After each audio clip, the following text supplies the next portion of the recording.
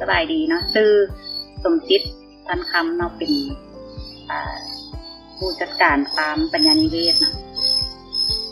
ปัญญานิเวศนี่มีมาตั้งแต่ปี 2009 เป็นโครงการสาธิตเกี่ยวกับกสิกรรมแบบนิยมของปลาแดกมาฮอดปี 2013 เนาะมันเฮาได้มา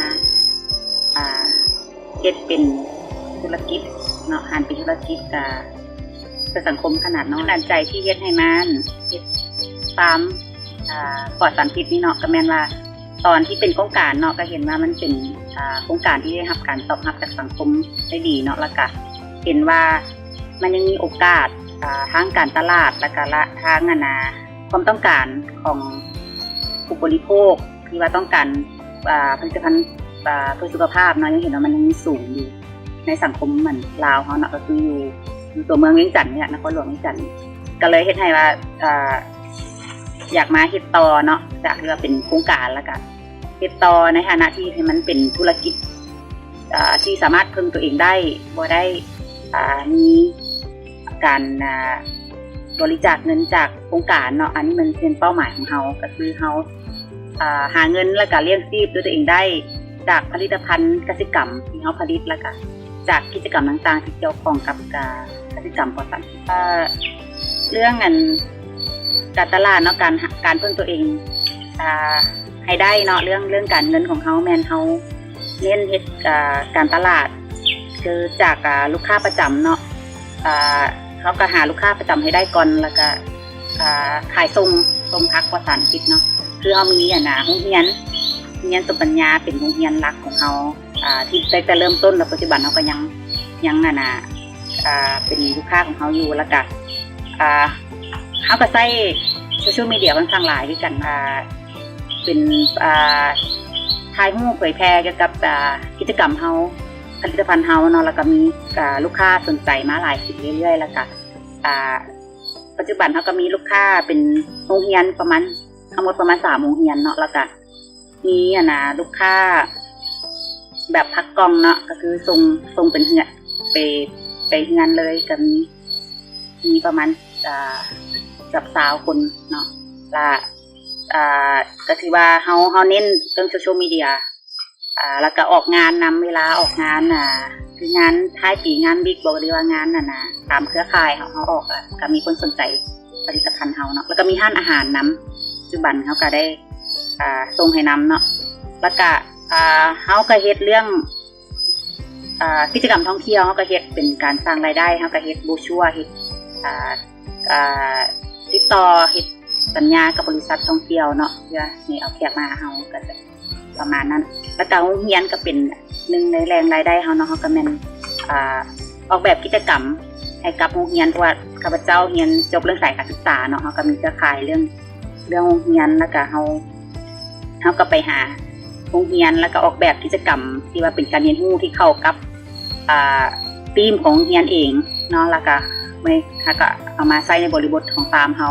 อย่างเช่นว่าเรียนเรื่อง sustainable agriculture เนาะกสิกรรมแบบนิยมเฮาก็ออกแบบให้ว่าที่จังได๋นักเรียนมาฟาร์มเฮาแล้วให้ก็จะได้ลงมือปฏิบัติจริงแล้วก็ได้ความรู้ตัวนั้นไปเนาะอันนี้ก็เป็นหนึ่งใน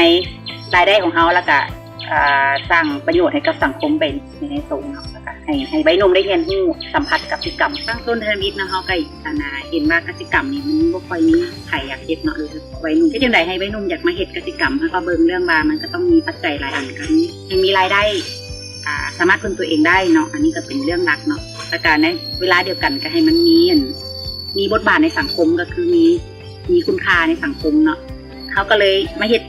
ฟาร์มปัญญานิเวศนี่เพื่อเป็นตัวอย่างให้เห็นว่ากสิกรรมปลอดสารพิษที่ว่าอยู่ในตัวเมืองเวียงจันทน์เนาะแล้วก็เขาสามารถเฮ็ดแล้วก็พึ่งตัวเองได้เรื่องรายได้แล้วก็ในเวลาเดียวกันเขาก็สอนเรื่องคุณค่าให้กับวัยหนุ่มเนาะวัยหนุ่มในที่นี้ก็คือพนักงานเฮาเนาะก็เป็นวัยหนุ่มเนาะก็คือว่า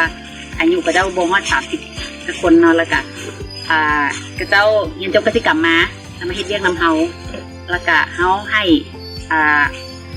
ก็เจ้าได้เฮ็ดเวียกแล้วก็ได้ค่าตอบแทนคือกับเจ้านั่งอยู่ในห้องการเลยแล้วก็ ได้พัฒนาตัวเองไปในตัวเรื่องทักษะเรื่องความคิดเนาะแต่อีกอย่างหนึ่งเขาเฮ็ดกิจกรรมเนาะก็มีเรื่องให้ความรู้กับนักศึกษาฝึกงานก็คืออันนี้เขาสอนให้ฟรีเลยนักศึกษาฝึกงานจากโรงเรียนเทคนิคที่เรียนเรื่องกิจกรรมเนาะน้องๆที่มาเขาก็ให้กับเจ้าได้มาเฮ็ดบททดลองเนาะเขาซอยเรื่องบททดลองกับเจ้า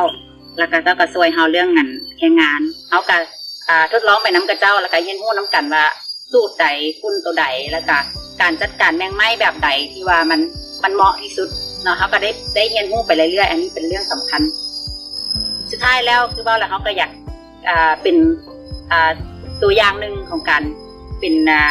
กิจกรรมที่เป็นธุรกิจขนาดน้อยที่ว่าสามารถพึ่งตัวเองได้เรื่องความรู้เนาะแล้วก็เรื่องการเงินนำแล้วก็ในเวลาเดียวกันเขาก็สามารถส่งเสริมความอุดมสมบูรณ์ของสภาพแวดล้อมได้โดยการบ่ใช้เคมีของเขาเนาะแล้วก็เรื่องการเกื้อกูลของระบบในธรรมชาติเนาะแล้วก็สุดท้ายก็แม่นเรื่องความอยู่ดีกินดีของพนักงานเขาเองแล้วก็พวกเขาทุกคนที่ว่าเฮ็ดเวียกน้ำกันนี่อันนี้เป็นเป้าหมายของเขาที่ว่าอยากจะพัฒนาไปฮอดเนาะฮอดจุดใดจุดหนึ่งเขาบางบาจะสามารถเผยแพร่ประสบการณ์ของเขาให้กับคนอื่นได้นำเรื่องแผนการต่อหน้าเขาเนาะแผนหลักๆเขาก็ยังเป็นเรื่องการ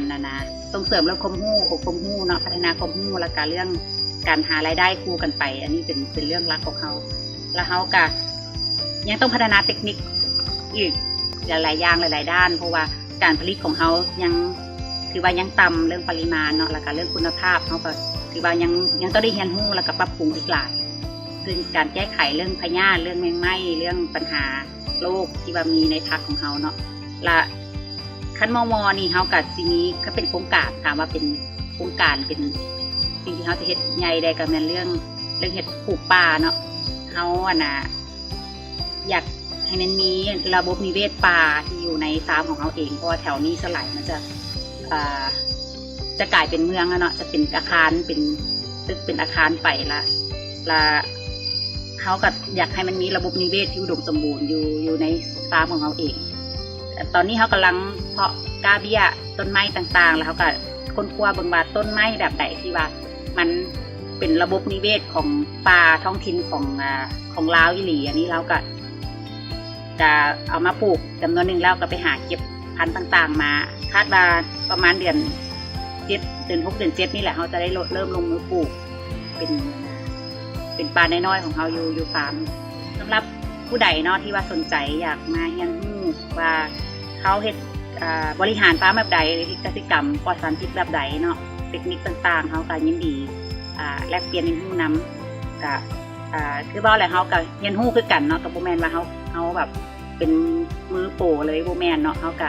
อันนี้เขาสามารถแนะนำจากประสบการณ์ของเขาเองที่ว่าเขาเฮ็ดมาได้ประมาณ4 ปีฟาร์มเขาตั้งอยู่บ้านสำเกตเนาะฮอม1/5เนาะหรือว่าการเบิ่งใน Google Map ก็จะเห็นว่ามีทางตัดใหม่จากทางคอนกรีตของมันเส้นหนองบัวทองหนองบึกเนาะก็จะลองมาทางนั้นได้หรือข้อมูลเบิ่งตามหน้าจอนี้ก็ได้เนาะบนติดต่อแล้วกัน